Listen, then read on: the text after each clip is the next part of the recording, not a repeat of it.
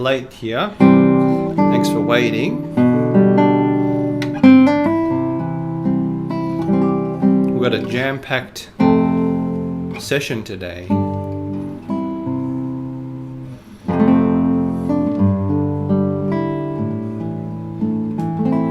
We're going to look at some chord progressions by Mozzani, which is a name you're probably quite familiar with now. A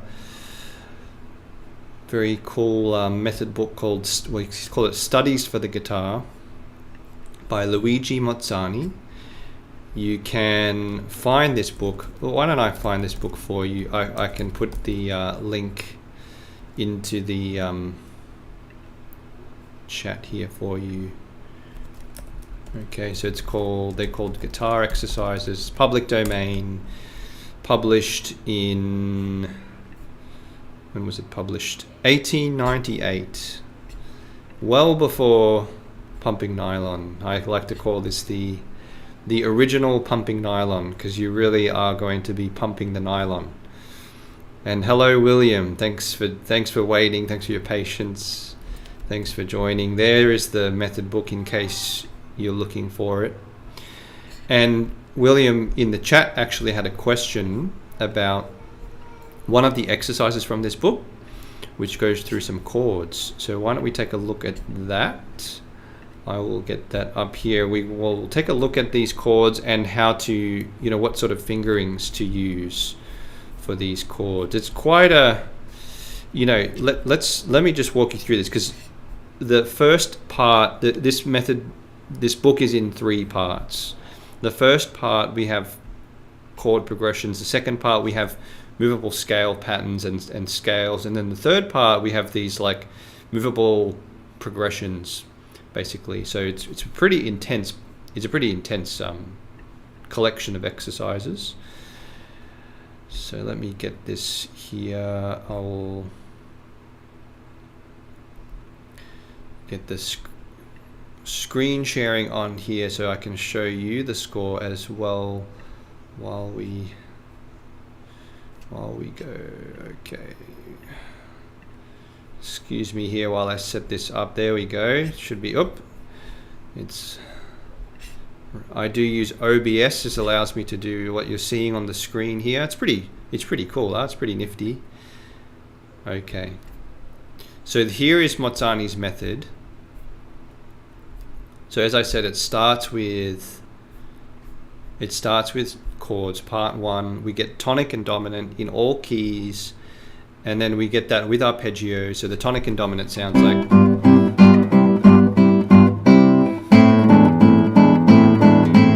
repeat each measure many times, and then he does the same thing with arpeggios.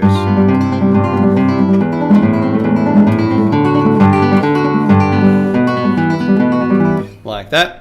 And then he kind of expands the progression. So then we get, instead of just 1-5, we get 1-2-5-1. 1-4-5-1 in minor. And then 1-2-5-1 in major, 1-4-5-1 in minor. And then he adds the arpeggios.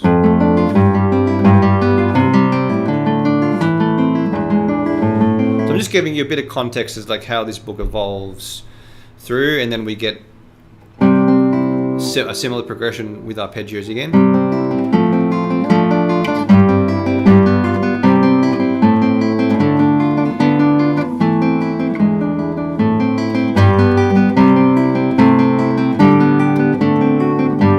Like that. So expanding the progression a little bit more with the arpeggios, really great exercise. That's still a continuation of it, and then expands the progression again, 1 with an inversion, not an inversion, but a change of chord voicing there, going up, a lot of shifting in this.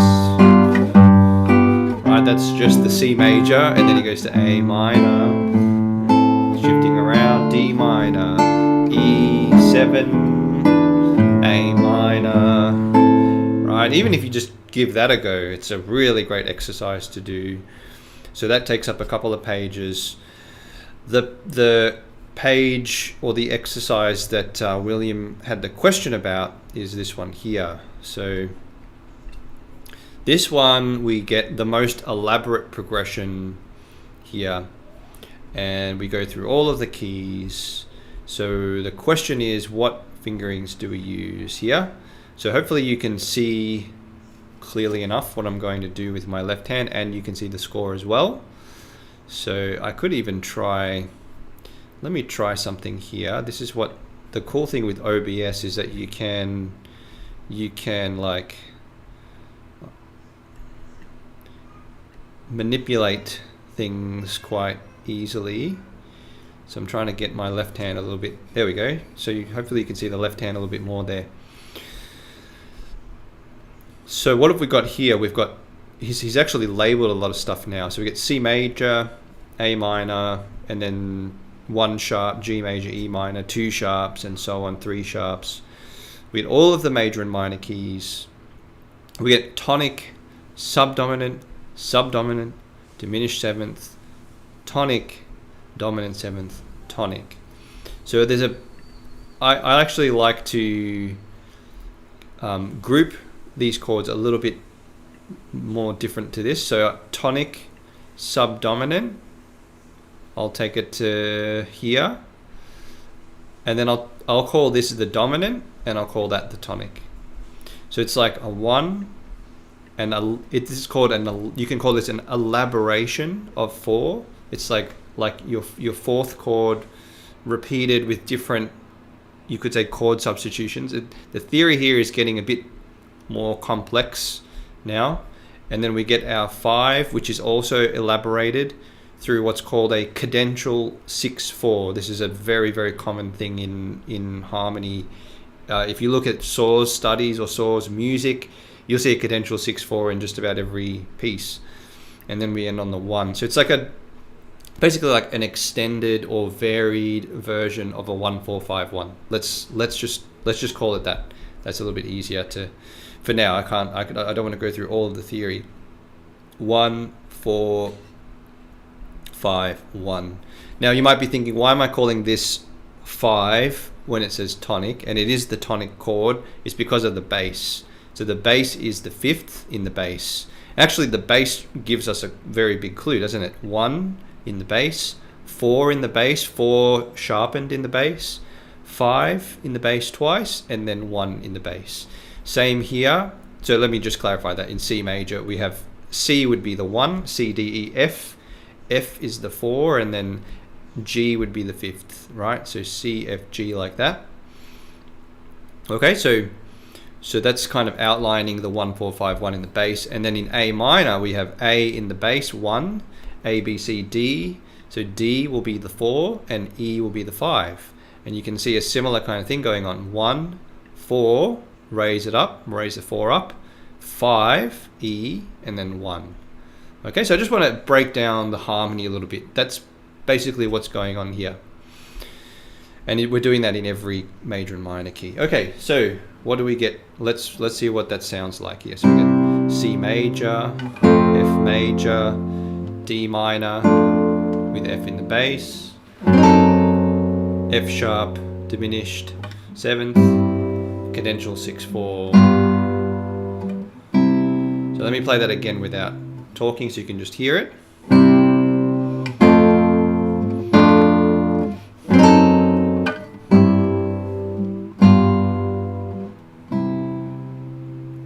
Then we go to minor.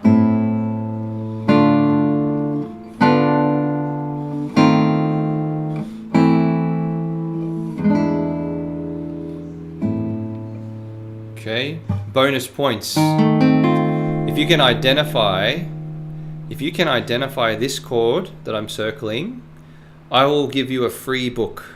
Okay, if you can identify that chord, tell me the name and the function of that chord. All right, William's happy now. He says, yes, sweet harmony. He's been waiting a long time. William was watching, I did a live stream of this Mozzani method like years ago. I don't know, it was like 4 years ago maybe, when I was in Australia, and I had very slow internet connection back then, and I went through the book, and I call it the original pumping nylon. It's quite a popular, one of my more popular live stream videos. And so it's nice to kind of update when I've got technology a bit more, you know, updated, upgraded, and equipment and the internet speeds better and everything. So I think William's happy now to hear this and see it in more higher definition. I hope everyone's getting something from this. So that was C major and A minor there. Yeah, bonus points. Can you identify this chord? Can you identify this chord? I'll play it again.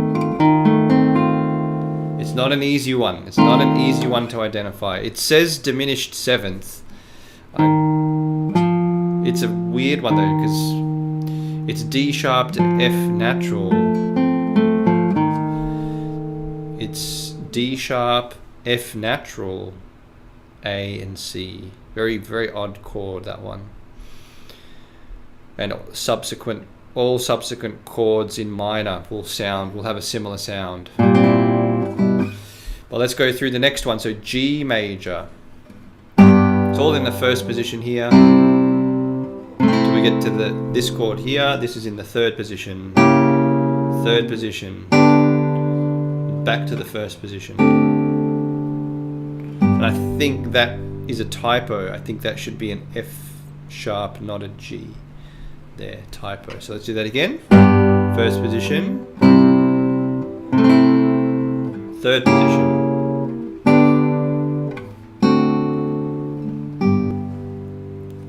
Okay, over to E minor.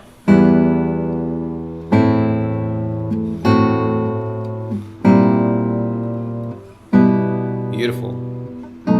Beautiful chords. I would encourage you to identify these chords. Identify them. Try to identify these chords by stacking them in thirds. You don't have to. If you just want to play them, that's actually the better way to learn harmony. The best way to learn harmony is to play first and then think later. Do not think first and then play, because you'll go crazy. You actually can make theory more confusing, and there are quotes about that.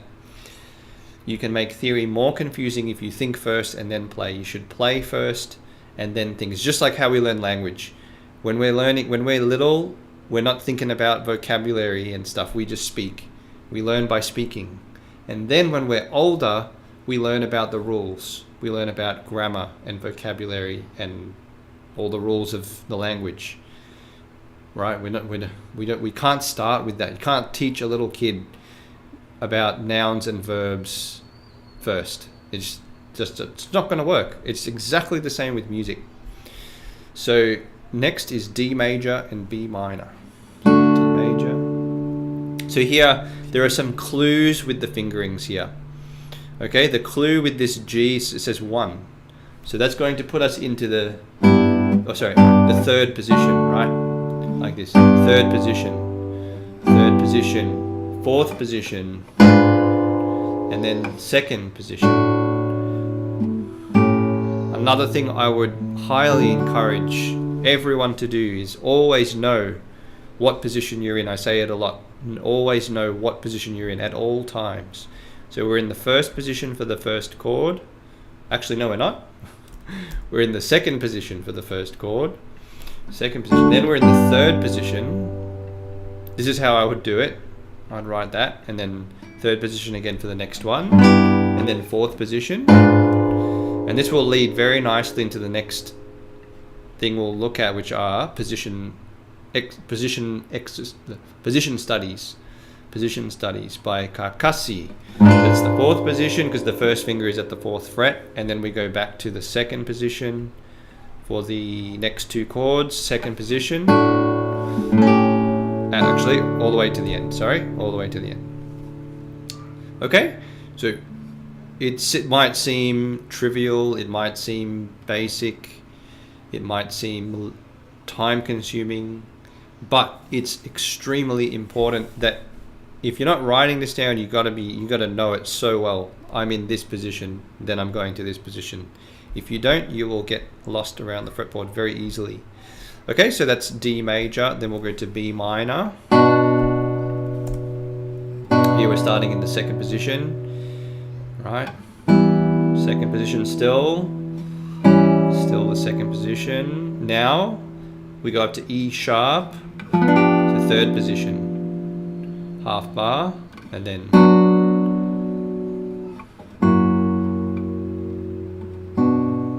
second position. So mostly in the second position, that one. B minor, E minor, C sharp diminished, first inversion. This surprise chord, which no one has written down. If you're a member of CCG, I hope you know. I hope you know what the chord is. It's one of the ones we study in chord substitutions. I'll tell you now what this surprise chord is. It's called an augmented sixth chord, and it's a specific type of augmented sixth chord. If we're in A minor, we've got our D, F, A. We take our fourth chord. Then we put it into first inversion. Normally it goes in first inversion. This one is not in first inversion. Normally it goes into first inversion. F7 is very close. I mean, if you spelt the so in the chat there, William said, "Is it F7?" I'll give that to you. I'll send you a book, all right? Because that's very close. If you spelt the D sharp as E flat, yes, it would be F7. But it doesn't function as F7, and it's not technically spelt as F7. So let's have a look at this. So we have normally to be in first inversion. We take our D minor, then we raise the root note. This is called an Italian augmented sixth chord. Sounds like F, D sharp, F, D sharp, and A. Sounds like that. Okay. Now there's three types. There's Italian, there's German, and there's French. So if we go back to our original triad, D, F, A, and we can keep the sharp there, D sharp, F, A. If we add a third above, we get what's called the German augmented sixth. And if we add a third below the triad, which would be a B, then we get, it would be, was it B sharp? No, it's a B natural, B natural. If we have a third below, it'd be a French augmented sixth. So if I played, so this has a C in it, there, C. So we have D sharp, F at the top, A and C. So this is called a German augmented sixth chord. If we put a B in it instead of a C, it would be a French augmented sixth chord. It would sound like this.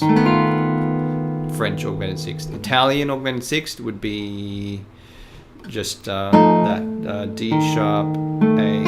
That's Italian. The Italian one is kind of the most basic, the least colorful of the three. Italian, German, and French. The most colorful, I'd say. Okay, so that's a very, very quick. I went through that very, very quickly, so I understand you might be a bit lost there, but if you've never studied augmented sixth chords before, but we do spend a session really breaking it down in the Creative Classical Guitarist in the foundation composing program, where you learn triads, you learn seventh chords, you learn chord substitutions, and you learn modulations. Those are like the four pillars of Western music. Once you understand those four things, you can understand everything in this whole book, every saw study, every Tardiga prelude, every Barrios piece, every Tedesco piece, every Albéniz piece, every Bach piece. You've got the tools to understand all of them. So Carcassi, Carulli, Giuliani, Mertz. Okay. Anyway, sorry, I'm kind of going on a bit of some detours here. So we were at B minor. So that's a German augmented sixth chord in the middle there. Let's go to A major next. So I'm going to go through all of these. A major. So we're going to start in the second position. Second position here. D chord. Stay in the second position. First position for this diminished chord. And then... Okay, that's A major.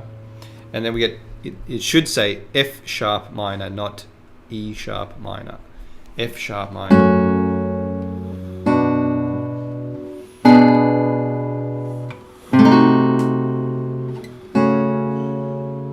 So all in the second position so far, and then we go to the fourth position for this chord, fourth position, and then back to the second position. Okay, so second position to there. E major is next.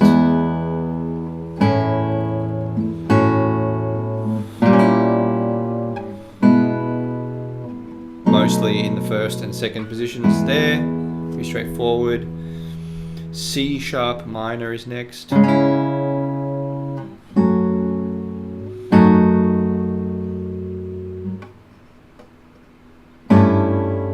Whoa, that's a weird chord.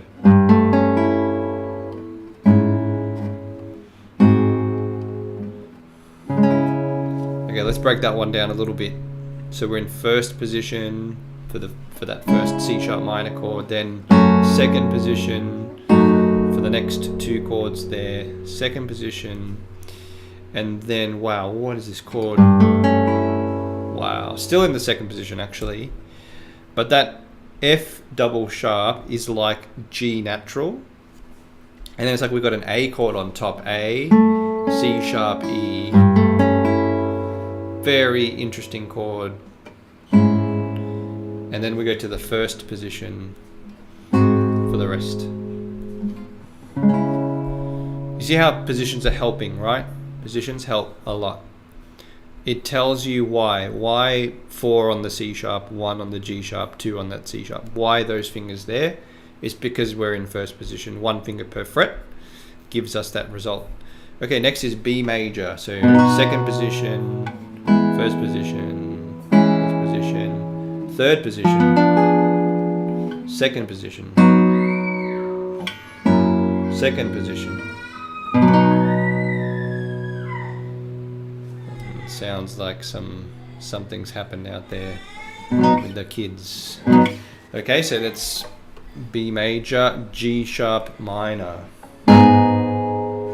Mostly in the fourth position. Fourth position still. Fourth position still. Yeah. Oh. Oh, what's this chord? Hang on a second. Oh, there we go. Yeah. Okay, let's try that again. G sharp minor. Fourth position. Fourth position. Still. Fourth position still. And then first position. Fourth position. Okay, so there's a jump to the first position there. The rest, we're in the fourth position. 4. And then that goes back to 4. Okay, F sharp major. Now notice the way he's doing that chord is like a jazz, you know, or rock style kind of approach. You can do that if you want. An alternative would be to do 2, 3, 4 instead of that kind of mini bar with the fourth finger. Okay, so you can do that. So second position, yeah, second position, second position, second position, fourth position, second. Okay, so fourth position, second position. Okay, D sharp minor. By now your hand might be feeling a bit tired. This is a tricky chord here. I think that's right. Did I get that right?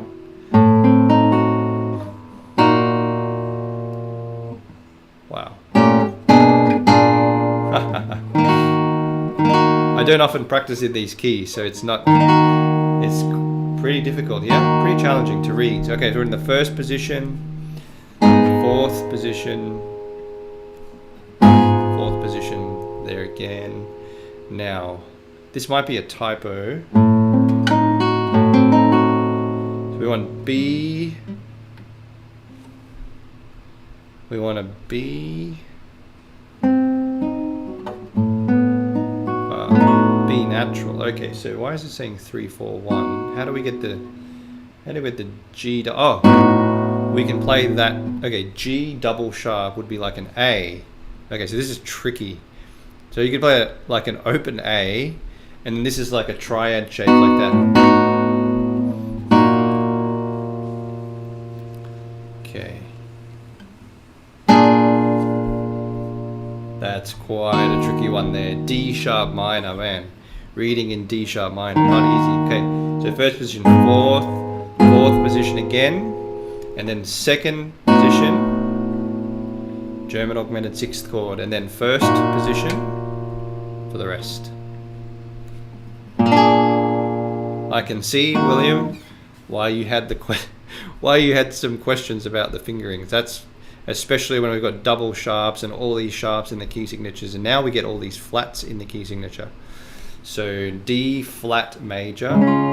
He's given us the liberty of, he's given us the position here. First position. Thank you, Mozzani.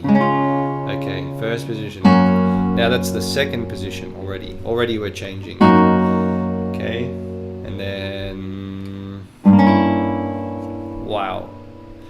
Okay, that's the first. Let's call that first position. That F flat would be like an open E, and that's all in the first position. The rest of those chords there. Okay, so D flat major, G flat major, E flat minor in first inversion, G diminished, I think, or E diminished. No. What is this chord? B, G, B, D, F. It is G diminished. And then we get a cadential 6/4 A flat, the D flat major with A flat in the bass, and then A flat dominant seventh, and then D flat major. Now I would not recommend you try to study that unless you can play it quite fluently first. Okay, next we get B flat minor, starting in the first position. And then we get this tricky chord shape here. That's in the third position. First finger is on B flat, third position. And then we get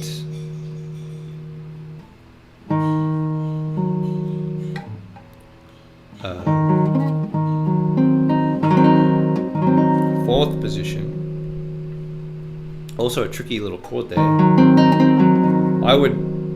I would write another 4 there just to help. Okay, so we have B flat minor, E flat minor, C minor, and then our German augmented sixth chord, second position, first position to the end. Okay, B flat minor. We've still got a few keys to go. A flat major, A flat major. So that's in the fourth position, and then D flat major in the first position. And then still in the first position. Then we're going to jump to fourth position. And then, first position, and then fourth position. That one's jumping around a lot. Okay, so for fourth position, first position, first position, first position. The C flat is like a B natural open.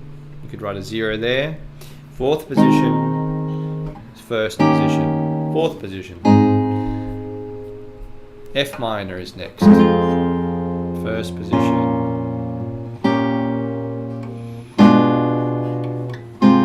I think this is the only one that's in one position. First position the whole way. Okay, first position the whole way. E flat major. William says, thanks for taking the time to play through. I'm hearing a lot of Baptist church chords. Yeah, a lot of hymns would use these types of progressions because they're very, very functional, and they're related to the primary chords. And the primary chords can harmonize any note of a scale. So if you've got a melody, like from a hymn, you can use the primary chords to harmonize that melody. So E flat major, and he's given us a little clue. So we've got the third position for the first chord, third position. Then we go to the fourth position for those two chords, and then that's the second position. The first finger is on the second fret, and then third position. Same until the end. Right, you really can get to know your positions well when you go through exercises like this. E flat major, A flat major, F minor in first inversion. Oops. A diminished, I believe. A, C, E, G flat. A, C, E flat, G flat. E flat with B flat in the bass, E flat in second inversion. Cadential 6/4. Going to the dominant, B flat dominant to E flat major. Now, as I said earlier, when you're playing on the guitar, you want to know positions at all times. I would say it doesn't matter what level. If you're day 1 playing the guitar or day 1000, you want to know what position you're in.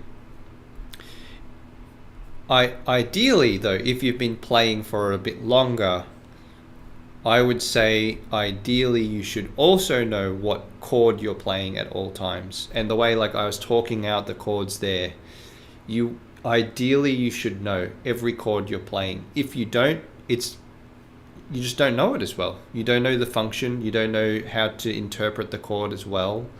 You don't know how to use the chord if you want to compose, use a similar chord or harmonize.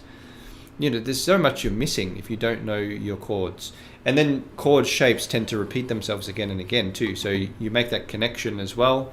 You learn the fretboard better. Many advantages to just knowing your chords. So I would say you want to know what position you're in, and you want to know what chords you're playing at all times. And doing exercises like this is really great for both of those things. So let's go on to C minor. Very sad key, C minor. Third position. First position. Those two, and then hang on, that's an A flat. Hang on. C.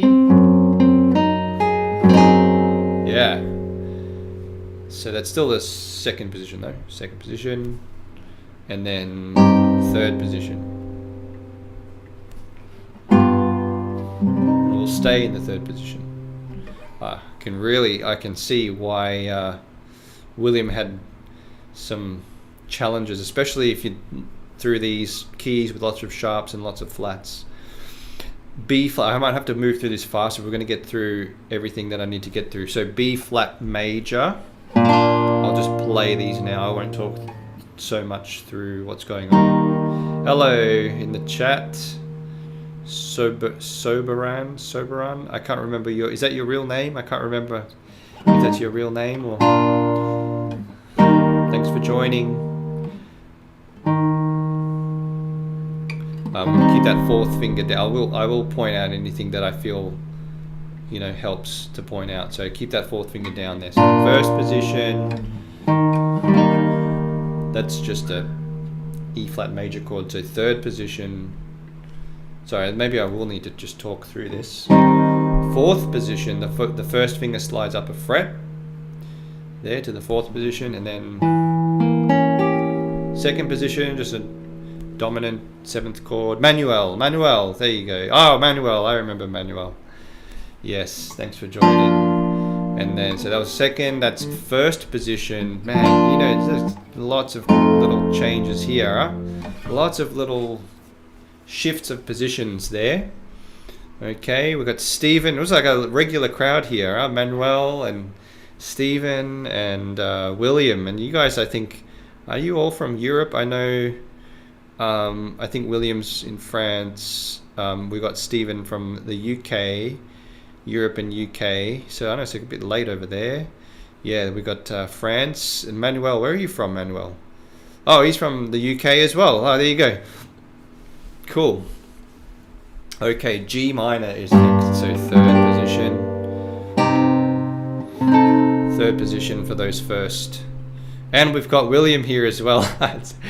It is like a regular audience here. It's great. Thank you. So third position, still third position, all the way to there. Then we go to the second position, and then third.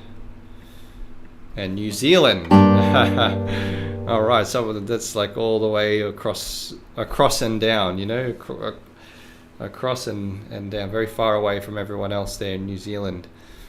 Manuel, born in Spain. Oh yeah, cool. Okay, F major, first position. If you do it this way, or either way you do that, still first position. All right, one of those rare ones that's all first position. All first position. Maybe what I can do somehow, I can send this to William we were chatting through Instagram.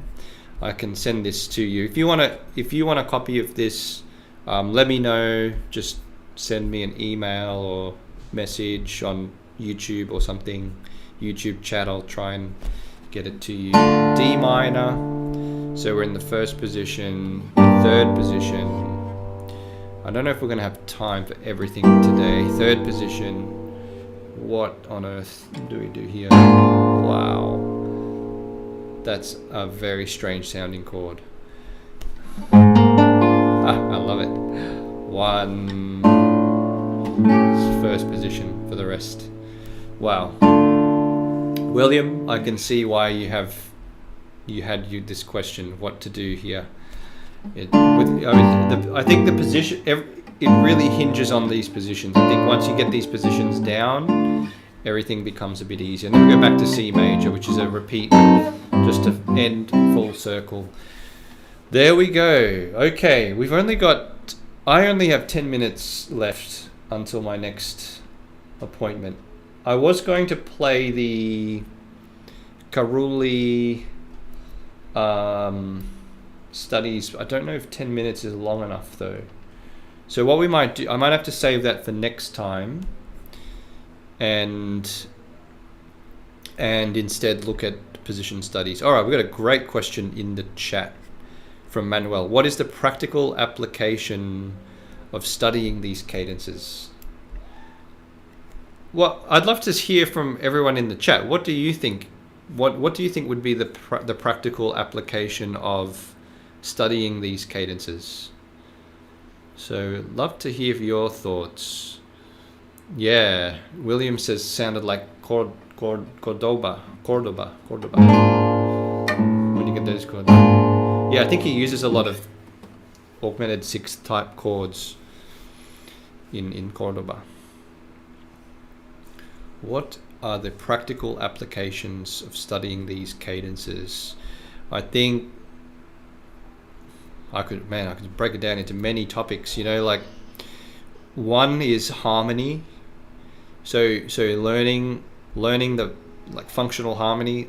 So remember I discussed, maybe, I'm not sure if you were here at the beginning, Manuel, but I discussed how these are based on the primary chords 1, 4, 5, and we see that bass motion, the 1, 4, 5, 1 in the bass. So that's one thing. You're learning about functional harmony. And you're playing in all keys. So you're getting very fluent at understanding keys, what major and minor keys you're playing in, maybe the mood of each key, the feel and the mood and the sound, the tone of each key. That's one thing. That's just the category of harmony.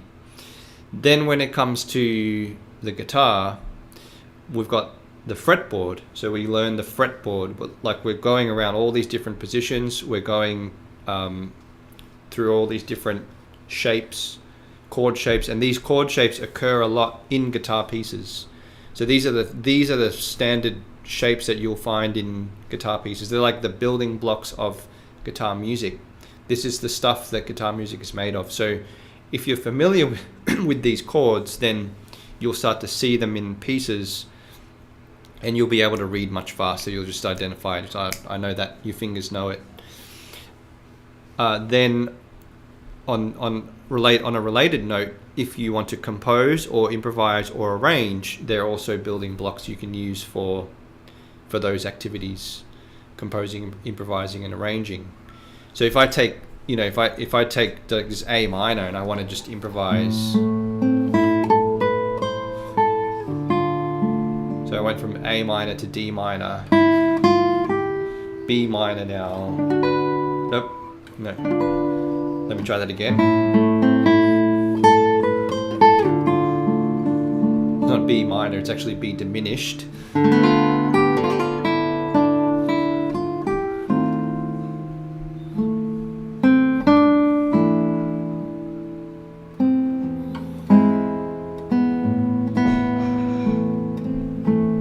Right, so I just kind of vaguely improvised around that progression. Similar thing if I had a melody in A minor and I wanted to harmonize that melody, I could use those chords. So there's a sort of a fretboard harmony, like guitar related harmony aspect. There's like a music harmony in music aspect to it, in music, universally in music. Then there's a harmony as applied to the guitar and the fretboard, and improvisation, composition, arranging, all that kind of stuff, and seeing them in pieces as well, in guitar pieces. And then the final practical application I'd say is the technical application, which is playing chords. I mean, guitar music is made of chords, so we're playing lots of chords, we're getting strengthening the left hand, we're figuring out the fretboard from a technical perspective with shifting and chord shapes and how to smoothly transition from one chord to another. We can work on our sound with the right hand, on our tone and dynamics and balance and things like that. So that's what I'd say. And we have a great comment here from William about this. So William basically summarized, one of my points. You're going to encounter many in music you'll play, and they'll kind of orient you to what is going on in the music expressively. That's a great way to say it. Very well said. Yeah, you're going to encounter a lot of these chords in the pieces that we play. And yeah, they tell us, they give us clues as to what is happening in the music and how to, they inform our interpretation. They inform our understanding and our interpretation. When we have chords like that German augmented sixth chord, there's a lot of tension. So you can really bring it out and then resolve.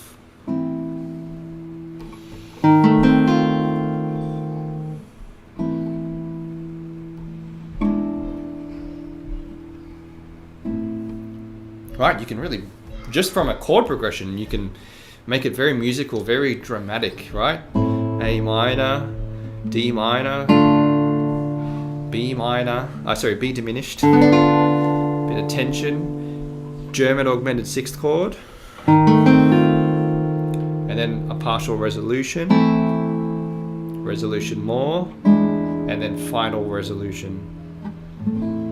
Okay, and so those patterns of tension and resolution and that sort of sensitivity to the harmony when we're playing a piece, really important to develop as well. And that comes from knowing chords, playing chords, understanding chords. You'll get, I think your sensitivity will increase as your knowledge and as your practice of these chords increases as well. Okay, so cool. Well, I only have 5 minutes left, so we're going to have to save the Carulli studies for another time. Unfortunately, I was looking forward to playing them. I actually practiced them a little bit too, so but we can do that next time. So what we'll do now is take a quick look at some position studies, because I did have another question. I think it was also from William, about position studies, playing in different positions, especially from the fifth position. Yeah, it was William, I remember, from the fifth position and above. And so there are position studies. So you find these in method books, and they're very often just neglected, which is very unfortunate. They're fantastic. They're really, really great. I've seen the results from when people start to use these types of studies. And let me put a link, and I really need to put these links into the video description. So if you're not watching this live, you can find it in the video description. Carcassi method. I've actually got the position study. You don't want to go through the whole method, right? Let me get you these position studies like in one little document, so it's a bit easier to. Carcassi position studies. Here we go. Position. Carcassi. No, that's where. Carcassi position studies. Here we go. So I think that's. Yeah, cool. All right, here we go. So I'll share this file in the chat, and I'll put it in the video. I'll try to remember. Hopefully, I can remember to put this in the video description. So in the chat. There, I've just posted the Carcassi position studies, and I'll just say thanks to William. You're the man. Thanks, William.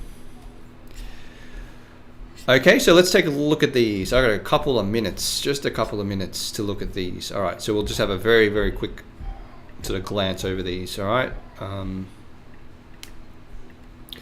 Carcassi method. All right. So these are the position studies. So he defines them as he puts them into categories. He says that these are the principal positions. The first, which the rest of the method book basically covers that prior to this. The first position, the fourth position, the fifth, the seventh, and the ninth. Those are called you can call them the principal positions. He says that the study of those in different positions, as they are the most in use and a knowledge of them is sufficient. A knowledge of these principal positions is sufficient to get acquainted with the rest. So we're only doing 1, 4, 5, 7, 9, but all of the rest of them, if you're familiar with these ones, the rest of them are you get acquainted with them, you get familiar with them too. That's kind of what he's saying. And I've found that to be quite true. So the first exercise here, the first page here, this is all in the fourth position. All in the fourth position. So we play a scale in the fourth position.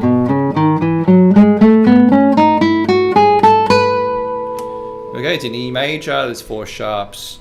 So we have the notes, the gamut. It's like the range of notes we'll be using in the fourth position. Everything following this uses only those notes. So we're like confined to that position, the fourth position. So there we get an exercise. In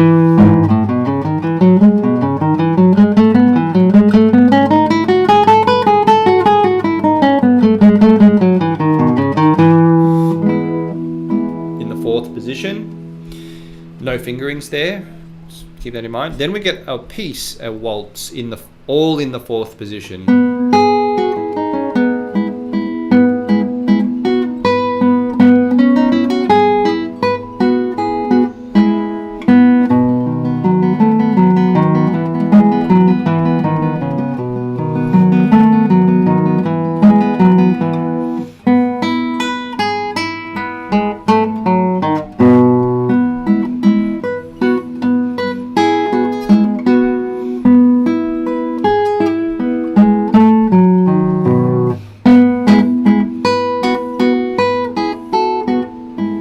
Back to the first section there. So that's all in the fourth position. Pretty nice, huh? It's pretty amazing that when you have that limitation of just being in one position, you can still write some really nice music there. So that really helps you to get familiar with the fourth position just simply by playing only in that position. You start to get used to like reading, oh yeah, E is there, with the second finger, or E is there with the fourth finger. I did this test we had a group that went through these exercises, and they just from playing these exercises, then I would ask them, play me all the E's you can, all of the E's in the fourth position, and they would do it. They would play those E's in the fourth position. So you get to know the positions really well. The cool thing about this page is that you could actually play all of this in any position, because there's basically no open strings. The only open strings are here. So you could actually play this in the third position.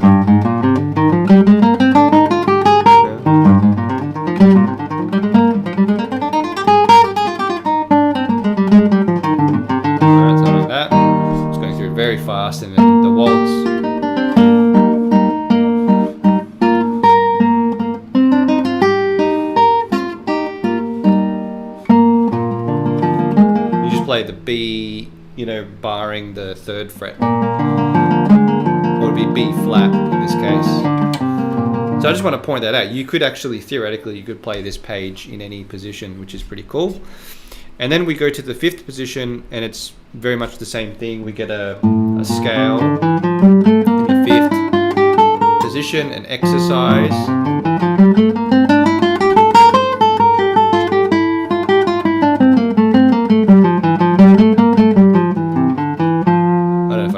Right or not, but and then we get a little prelude which actually starts to change.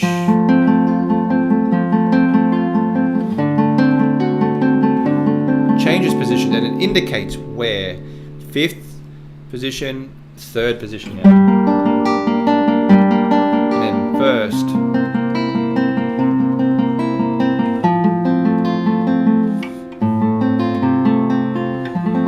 Right, so there's a prelude, and then we get a piece which is all made up in, it's all limited, confined to the 5th position.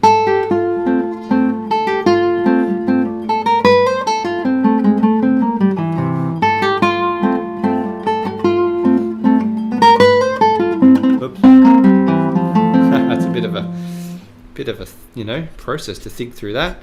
Same deal for the 7th position, same thing, and the 9th, same thing. And then we get some information about changing positions, and then we get some pieces that are a bit longer, and they change positions and they tell you what positions to play in. So 1st position, 5th, 4th, 1st, 4th,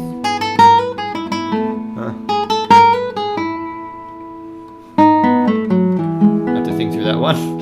And then 1st, 4th,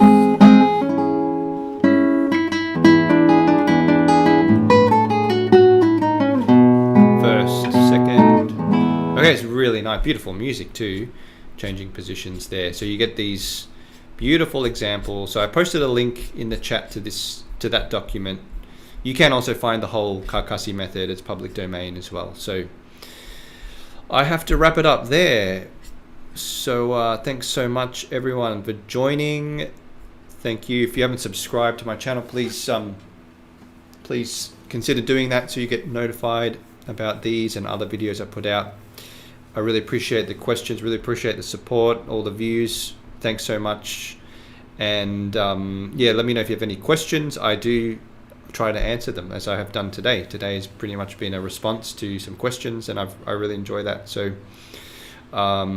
yeah, I'll see you next time. Thanks so much.